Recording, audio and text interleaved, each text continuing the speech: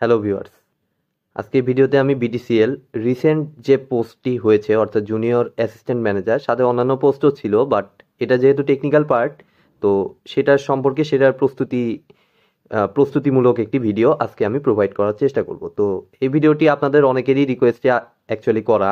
আপনারা অনেকেই আমার কাছে চেয়েছেন যে আসলে কিভাবে ভাইয়া প্রস্তুতি নেব, কিভাবে কোন পার্টটাকে গুরুত্ব দিব বা কি করব না করব, তো সেই বিষয়ে আমি বিস্তারিত আলোচনা করব। তো ভিডিওটি আপনারা স্কিপ না করে সম্পূর্ণ দেখার চেষ্টা করুন, তাহলে আশা করি আপনারা প্রত্যেকটা জিনিসই ক্লিয়ারলি বুঝতে পারবেন। তো এটা কমপ্লিটলি একটি মোটিভেশনাল ভিডিও, না থাকবে এখানে কোনো টেকনিক্যাল পার্ট, না থাকবে কোনো প্রবলেমের সলিউশন। জাস্ট আপনারা কিভাবে প্রিপারেশন নেবেন, কিভাবে নিজেদের গুছিয়ে নেবেন, সেই সম্পর্কে আমি আলোচনা করব। তবে আপনারা অবশ্যই এখানে আমি বর্তমানে মাত্র যেহেতু সার্কুলার হয়েছে, তো সেটা অনুযায়ী আমার যে কমন প্যাটার্নটা, সেটা অনুযায়ী আমি যে সাজেশনটা এখানে দিয়েছি, মানে আসলে সব টপিকই আমাদের পড়া দরকার, তবে তারপরও আমি কিছু 3 স্টার 2 স্টার দিয়ে যে ইয়েটা আমি সাজিয়েছি, তো এটা দ্বারা আশা করা যায় আপনাদের যে 80-90% কাভার হয়ে যাবে। এটা নিয়ে কোনো ইয়ে নাই, 100% গ্যারান্টি আসলে আপনাকে কেউই দিতে পারবে না, তারপরও আমি চেষ্টা করতেছি যতটা পারা যায় ক্লিয়ারলি বলার। এবং পরবর্তীতে ইয়ের সময় পরীক্ষা অ্যাডমিট কার্ড যখন দিবে, সে সময় আমার এই সাজেশনটা কিছুটা পরিবর্তন হতে পারে। তো সেই সময় আমি, যদি পরিবর্তন হয়, সেক্ষেত্রে আমি সেই সময় আরেকটা ভিডিও প্রোভাইড করার চেষ্টা করব। তো দেখুন, এটা বেসিক্যালি একটি কম্বাইন্ড পোস্ট, ট্রিপলি সিএসসি দুই ডিপার্টমেন্টের জন্যই কম্বাইন্ডলি করা হয়েছে। তো এই যে এই কম্বিনেশন নিয়ে অনেকেরই অনেক রকম কনফিউশন আছে যে শুধু ট্রিপলি আসবে নাকি শুধু সিএসসি আসবে, এটা নিয়ে অনেক রকম কনফিউশন। তবে রিসেন্ট বিটিসিএল এ যে ঘটনাটা ঘটতেছে, ট্রিপলি সিএসসি যদি কম্বাইন্ড পোস্ট থাকে, তো একসাথে দুটো সাবজেক্টই কিন্তু থাকে, ট্রিপলিও থাকে, সিএসসিও থাকে। ঠিক আছে? তো ট্রিপলি সিএসসি ইটিই আরও যে ট্রিপলি যে সাব সাবজেক্টগুলো আছে, সেগুলো সবগুলোর জন্যই কিন্তু এটা কম্বাইন্ড পোস্ট। সো আশা করা যাচ্ছে যে এখানে ট্রিপলি সিএসসি মিক্স হওয়ার সম্ভাবনাই বেশি। তবে গত বছরে আমি একটা কোশ্চেন দেখলাম 2022 সালে, সম্ভবত সেখানে দেখেছিলাম যে ট্রিপলির জন্য আলাদা কোশ্চেন ছিল এবং সিএসসির জন্য আলাদা কোশ্চেন ছিল। যতদূর সম্ভব সেটার সার্কুলারও হয়তো সেভাবেই ছিল, যে ট্রিপলির জন্য একটা পোস্ট ছিল, আবার কম্পিউটার সায়েন্সের জন্য কিন্তু পোস্টটা হয়তো বা আলাদা ছিল, যার কারণে এরকমটা গতবার হয়েছিল। তবে রিসেন্ট বিটিসিএল এ যে ঘটনাটা ঘটতেছে, কম্বাইনলি কিন্তু কোশ্চেনটা করতেছে। তো আমি দেখুন দুটো পার্টি আমি দেখিয়ে দিচ্ছি। প্রথমত হচ্ছে আমি আসি ট্রিপলি পার্টে। যেহেতু আমি নিজেও ট্রিপলি, যার কারণে আমি ট্রিপলি বিষয়গুলো সব থেকে ভালো আমি বলতে পারবো। সিএসসি পার্টটাও মোটামুটি আমি জানি, এমন না যে জানি না। তো সেগুলো কম্বাইন করে আমি ইয়েটা প্রোভাইড করার চেষ্টা করব। তো ট্রিপলিতে ফার্স্টে আমাদের যে জিনিসটা লাগবে সেটা হচ্ছে কমিউনিকেশন। ঠিক আছে? Communication, electronics, digital electronics, DC বা এসি সার্কিট, এই তিনটাতে আমি 3 স্টার দিয়েছি। আর সবগুলোতেই খেয়াল করে দেখুন আমি 2 স্টার 1 স্টার এরকমটা দিয়েছি। তো এটার বিষয়ে যুক্তিগত কারণও আছে। আসলে কমিউনিকেশন, আমরা জানি যে এটা টেলিকমিউনিকেশন কোম্পানি, এখানে বেসিক্যালি সব জিনিস আমাদের হয় হচ্ছে এই যে কমিউনিকেশনের টার্মগুলো। ঠিক আছে? ট্রান্সমিটার সাইডে কি টাইপের কমিউনিকেশন, রিসিভার সাইডে কি টাইপের কমিউনিকেশন, এখানে মাঝখানে কি কি টাইপের মডুলেশন হচ্ছে, এই জিনিসগুলো আমাদেরকে বিস্তরভাবে জানতে হবে। অর্থাৎ কমিউনিকেশন কোর্সটাকে আমাদের কোনোভাবে অবহেলা করা যাবে না। এখানে আমাদেরকে একদম অ্যামপ্লিটিউড মডুলেশন, ফ্রিকোয়েন্সি মডুলেশন, তারপর পালস উইথ মডুলেশন, যা কিছু আছে আর কি কমিউনিকেশনে, সেই জিনিসগুলো আপনাদেরকে প্রায় মোটামুটি বিশদভাবে কভার করা লাগবে আর কি। তবে প্রবলেম যেগুলো আসে সেগুলো কিন্তু খুবই সিম্পল, এখানে কোনো প্যাচ থাকবে না, এইটুকু আপনারা নিশ্চিন্ত থাকেন। জুনিয়র অ্যাসিস্ট্যান্ট ম্যানেজারের পোস্টের জন্য আমাদের যে প্রবলেমগুলো আসে বইয়ের, একদম বেসিক প্রবলেমগুলো। ঠিক আছে? অ্যামপ্লিটিউড মডুলেশনে দেখা গেল ফর্মুলা যেটা আছে, এই ফর্মুলা আকারের আমার যে ইকুয়েশনটা, এই ইকুয়েশনটা তুলে দিয়ে বললো যে আমার মডুলেশন ইন্ডেক্স কত, বা এই সেই অন্যান্য যে টার্মগুলো আছে, আমার ক্যারিয়ার ফ্রিকোয়েন্সি কত বা মডুলেটিং ফ্রিকোয়েন্সি কত, এগুলো চাই। আবার পিসিএম, আমি একটা গুরুত্বপূর্ণ কনসেপ্ট বলতে ভুলে গেছি, পিসিএম কিন্তু খুবই গুরুত্বপূর্ণ। পালস কোড মডুলেশন, যেখানে আমরা এই যে বিভিন্ন বড রেট, আরও ডাটা রেট, এগুলো যে যা কিছু আছে, এই টপিকগুলো কিন্তু আমাদের খুব ভালো মতো আইডিয়া থাকতে হবে। ঠিক আছে? তো এরপরে আসি ইলেকট্রনিক্স, ডিজিটাল ইলেকট্রনিক্স। তো দুটো টপিকই আসলে গুরুত্বপূর্ণ, ডিজিটাল ইলেকট্রনিক্সেরও কোনো ইয়ে নাই, মানে ডিজিটাল ইলেকট্রনিক্স লাগবেই। ইলেকট্রনিক্স, ডিজিটাল ইলেকট্রনিক্স, এই দুটো টপিক আমাদের খুব ভালো মতো জানতে হবে। ঠিক আছে? ইলেকট্রনিক্সে আমাদের যা কিছু আছে, জেফেট, মসফেট, জেফেট মসফেটটা সব থেকে কম গুরুত্বপূর্ণ, যদিও আমি বলতে পারি বেশি গুরুত্বপূর্ণ আমার ডায়োড, বিজেটি, অপ অ্যাম্প। এই ডায়োডের ভিতরে, এই ডায়োড, বিজেটি, অপ অ্যাম্প যে বললাম, তার ভিতরেও সব থেকে বেশি গুরুত্বপূর্ণ হচ্ছে আমার জেনার ডায়োড। এই কথাটা আমি প্রত্যেকটা ভিডিওতেই বলি যে বুয়েট কোশ্চেন করলেই তাদের পছন্দের একটা কোশ্চেন হচ্ছে জেনার ডায়োড। তো জেনার ডায়োড সম্পর্কে অলরেডি ভিডিও কিন্তু আমার প্লেলিস্টে আছে। জেনার ডায়োড নিয়েও আছে, কমিউনিকেশন, মোটামুটি ট্রিপলির অনেকগুলো সাবজেক্ট নিয়েই প্রায় যা আছে সেগুলো দেখলে আপনারা বেসিক পুরোপুরি ক্লিয়ার হয়ে যাবেন, এইটুকু আমি মোটামুটি আস্থা দিতে পারি। তো আপনারা চাইলেই সেটা ফলো করতে পারেন, সেটা আপনাদের ব্যাপার, সেটা আপনারা কোনটা ফলো করবেন, আপনারা ভিডিও দেখে ইয়ে করবেন নাকি বই দেখে করবেন, সেটা আপনাদের ব্যাপার, ঠিক আছে। তো ইলেকট্রনিক্স, ডিজিটাল ইলেকট্রনিক্স গেল। এবার আসি ডিসি এসি সার্কিট। তো এটাও আমার একদম সিম্পল লেভেলের প্রবলেমগুলো আমাদের সলভ করতে হয় একদম। আপনারা এক্ষেত্রে আলেকজান্ডার বইয়ের যে এক্সাম্পলগুলো আছে, এই এক্সাম্পলগুলো সলভ করলে আই থিঙ্ক এনাফ। ডিসি বা এসি দুটো থেকেই কোশ্চেন আসতে পারে, অথবা যে কোনো একটা দিতে পারে।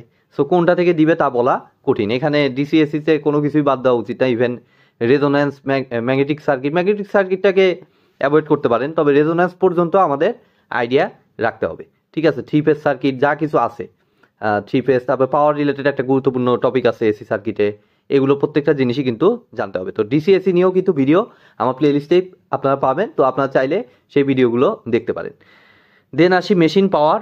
তো মেশিন পাওয়ারের ক্ষেত্রে কিন্তু আমি 2 স্টার দিয়েছি, কারণ এই টপিকটা আসলে যেহেতু এটা ট্রান্সমিশন কোম্পানি না, এটা হচ্ছে basically telephone based company, telecommunication company, যার কারণে মেশিন পাওয়ারটাকে একটু লেস ইম্পর্টেন্স দিছি। তবে মেশিনের ট্রান্সফর্মার থেকে কিন্তু কোশ্চেন আসতে পারে, বাট যে শুধু ট্রান্সফর্মার থেকেই কোশ্চেন আসতে পারে তা না।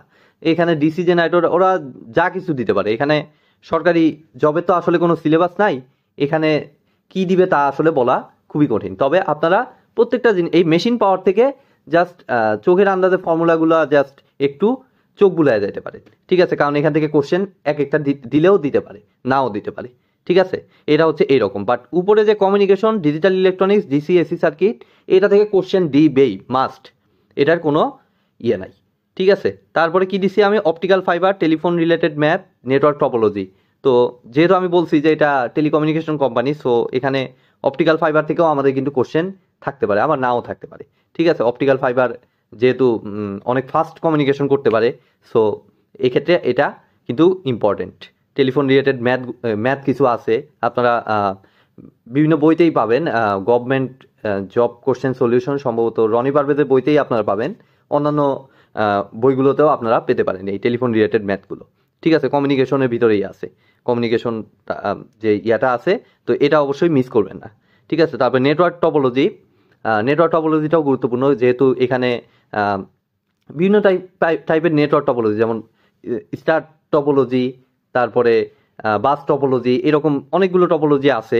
তো এগুলো বেসিক কনসেপ্টটা জাস্ট আপনারা একটু মাথায় নিয়ে যেতে পারেন, কারণ এখান থেকে ছোট কোশ্চেন দিতে পারে, ঠিক আছে, এই নেটওয়ার্ক টপোলজি নিয়ে, যে আমার এই স্টার টপোলজিটা কি, এরকম টাইপ, ঠিক আছে। তারপরে ফুল অ্যাব্রিভিয়েশন কিছু আছে, যেমন এখানে যেহেতু টেলিকমিউনিকেশন কোম্পানি, এখানে বললো যে জিএসএম এর ফুল অ্যাব্রিভিয়েশনটা কি, অর্থাৎ global system for mobile telecommunications, এরকম টাইপ কিছু অ্যাব্রিভিয়েশন আপনারা ইয়াতে পাবেন বইতে। আসলে এতগুলা অ্যাব্রিভিয়েশন তো আর মনে রাখা সম্ভব না। আপনারা যেটা করতে পারেন, এই রনি পারভেজের বই বা যে কোনো বইতে, রেজোন্যান্স বইতেও পাইতে পারেন, তো সেখানে যে অ্যাব্রিভিয়েশনগুলো আছে সেগুলো অবশ্যই চোখ বুলায় যাবেন, ঠিক আছে।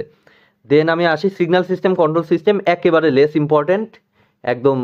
আসলে এটা আসলে আপনাদের যদি আটকাইতে চায় যে না আমি দেখি সব কিছু পড়ছে কিনা এরা, তাইলে এই সিগন্যাল সিস্টেম বা কন্ট্রোল সিস্টেম থেকে কোশ্চেন দিতে পারে, আদারওয়াইজ দেওয়ার সম্ভাবনা একেবারে নাই বললেই চলে, ঠিক আছে। তো এই গেল মোটামুটি আমার ট্রিপলি পার্ট, ঠিক আছে। তো এবার আসি সিএসি পার্টে। তো আমি এখানে একটা সাইকোলজি আপনাকে বলতেছি যে সিএসি, তো এখানে আমি বলতে পারতেছি না যে আপনি সিএসি ব্যাকগ্রাউন্ড নাকি ট্রিপলি ব্যাকগ্রাউন্ড, আমি ধরে নিচ্ছি আপনি ট্রিপলি ব্যাকগ্রাউন্ড, তো সেই হিসেবে আমি বলতেছি সিএসি পার্টটা আপনি কিভাবে ইয়ে করবেন। তো ট্রিপলি ব্যাকগ্রাউন্ডে যদি আপনি হন, তাহলে সিএসি পার্টে আসলে প্রথমে মাথায় আসে হলো প্রোগ্রামিং, ঠিক আছে। দেখুন আমি এখানে কিন্তু 3 স্টার দিয়েছি, আমি 1 2 3 1 2 3 4 5 5টা টপিকে আমি 3 স্টার দিয়েছি, ঠিক আছে। C programming, IP address subnetting, network protocols, MySQL, cyber security, ঠিক আছে। তার ভিতরে আমি একটা কথা আপনাদের বলি, ফার্স্টে একদম আপনাদের সহজ যাতে হয় সেই জন্য আমি বলতেছি যে আপনি ধরেন যে ট্রিপলিতে মোটামুটি আপনি জানেন, তো এগুলো সম্পর্কে আপনি প্রিপারেশন নিলেন, এখন সিএসিও গুছাইতে হবে, তো মাথার উপর হিউজ একটা প্রেশার। ঠিক আছে, তো এই অবস্থায় আপনার ধরে নিলাম যে আপনার প্রোগ্রামিংয়ে কোনো জিরো নলেজ, প্রোগ্রামিংয়ে আমি ধরে নিলাম যে জিরো নলেজ। এক্ষেত্রে আপনারা যে কাজটা করবেন যে আপনারা প্রোগ্রামিংটাকে স্কিপ করে ফেলেন টোটালি। অর্থাৎ এখানে যে সি প্রোগ্রামিং আছে, জাভা আছে, তারপরে আরেকটা কি আছে, এই দুটোই আছে, আর হচ্ছে জাভাস্ক্রিপ্ট আছে। এই যে নিচে দেখুন 9 নম্বরে একদম লাস্টে জাভাস্ক্রিপ্ট, যদিও জাভাস্ক্রিপ্টটা লেস ইম্পর্টেন্ট একটু, এটা আসলে 1 স্টার দেওয়া উচিত ছিল আমার, যাই হোক আমি 2 স্টার দিয়েছি। তো এই প্রোগ্রামিং পার্টটাকে একদম নেগলেক্ট করে ফেলেন, কেননা প্রোগ্রামিং থেকেই সিএসিতে সব থেকে ক্রিটিক্যাল কোশ্চেনগুলো দেয়। ঠিক আছে, এটাতে আপনি ওই কি বলে যে চাইল্ড লেভেলের নলেজ দিয়ে আসলে প্রোগ্রামিংয়ের ওই কোশ্চেনগুলো, কম্পিটিটিভ পরীক্ষার কোশ্চেনগুলো সলভ করা সম্ভব হবে না। তো আপনি দেখা গেল যে প্রোগ্রামিং করতে নিলে এখন নতুন করে যদি শুরু করেন, নতুন করে যারা শুরু করবেন তাদের জন্য বলতেছি, তো তাদের জন্য দেখা গেল এই প্রোগ্রামিং করতেই দেখা যাবে যে 6 মাস ধরুন আছে, এই 6 মাস ওই প্রোগ্রামিং করতেই চলে যাবে। ঠিক আছে, তো সেই কারণে আমি বলতেছি, সেই সাইকোলজি থেকে বলতেছি, সেক্ষেত্রে আপনার ফার্স্টেই প্রোগ্রামিংকে আউট করে ফেলুন। ইভেন প্রোগ্রামিং না পারলেও কিন্তু আমার কিন্তু চান্স পাওয়া কিন্তু পসিবল। ঠিক আছে, সেই কারণে আমি প্রোগ্রামিংকে নেগলেক্ট করতে বললাম। আর যদি আপনি প্রোগ্রামিং মোটামুটি লেভেলে জানেন তাইলে আপনারা কন্টিনিউ করেন সি প্রোগ্রামিং। আর যদি সি প্রোগ্রামিং জানলে যে আবার জাভা জানতে হবে, ধরেন আপনি সি প্রোগ্রামিং জানেন, জাভা আপনি জানেন না, সেক্ষেত্রে আপনার জাভার প্রেশারটা নতুন করে আর নিয়েন না, সি প্রোগ্রামিং পর্যন্তই কুইট থাকেন, কারণ অনেক টপিক আছে, টপিক কিন্তু কম নাই একদমই। সি প্রোগ্রামিং এর সাথে আপনার জাভা নতুন করে আর মাথায় নেওয়ার দরকার নাই, আপনি সি প্রোগ্রামিং পর্যন্তই কুইট থাকেন। পরবর্তীতে যখন আবার পরীক্ষা শেষ হয়ে যাবে, তো তখন আপনি জাভা যদি শিখতে হয় পরবর্তী সার্কুলারের জন্য অপেক্ষা করেন, তার আগে জাভাটা শিখে নিয়ে তারপরে আপনি জাভার বিষয়ে আরও বিস্তারিত প্রিপারেশন নিন।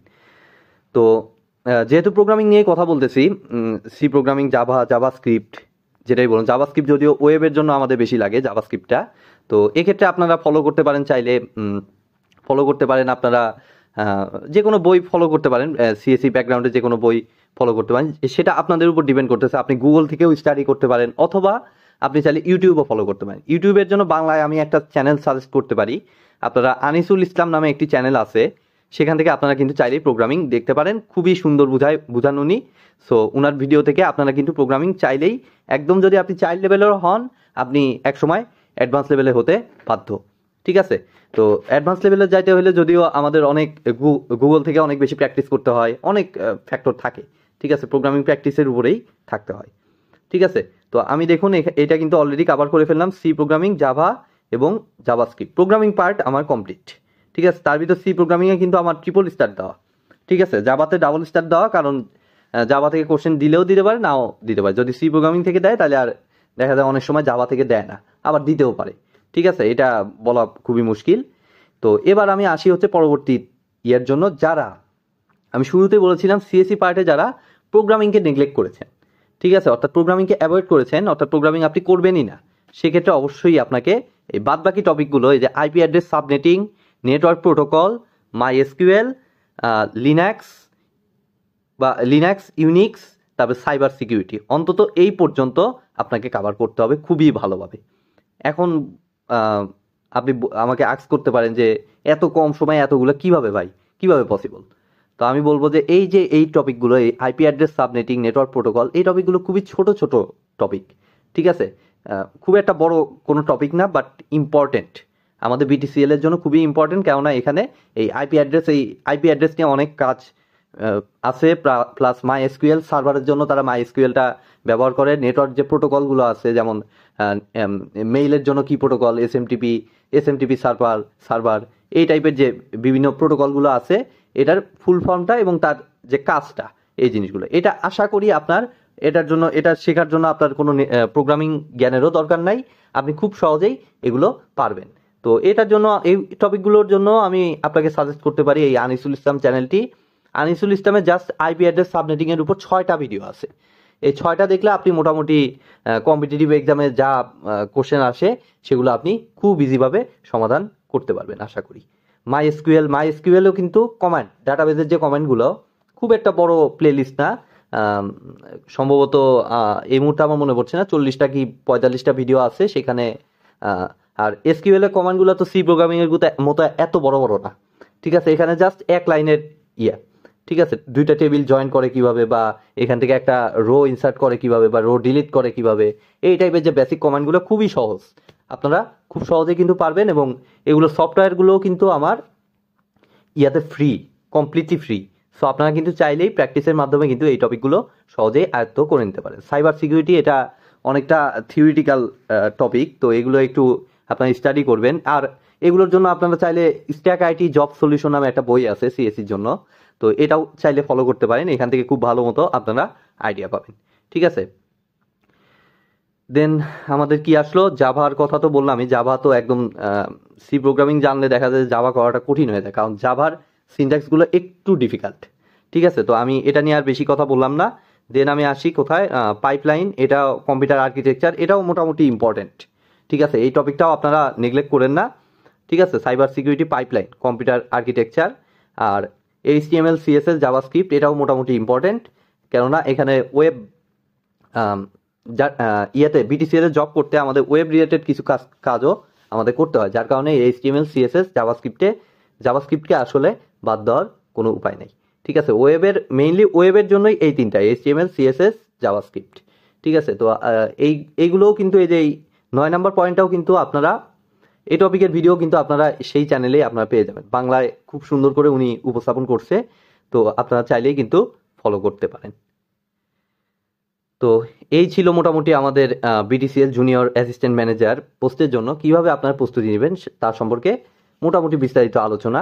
তো আশা করি এরপরে পরবর্তীতে যখন অ্যাডমিট কার্ড আসবে সেই সময় আমি ভিডিওটা আরেকটু কিছু প্লাস বা মাইনাস হতে পারে, তো সেই সময়ের জন্য আপনারা অপেক্ষা করুন। আজকের মতো ভিডিওটি আমি এখানেই শেষ করছি। ভিডিওটি যদি ভালো লেগে থাকে অবশ্যই ভিডিওতে একটি লাইক দিবেন, বন্ধুদের সাথে বেশি বেশি শেয়ার করবেন, আর চ্যানেলে নতুন হয়ে থাকলে অবশ্যই চ্যানেলটি সাবস্ক্রাইব করবেন। ধন্যবাদ।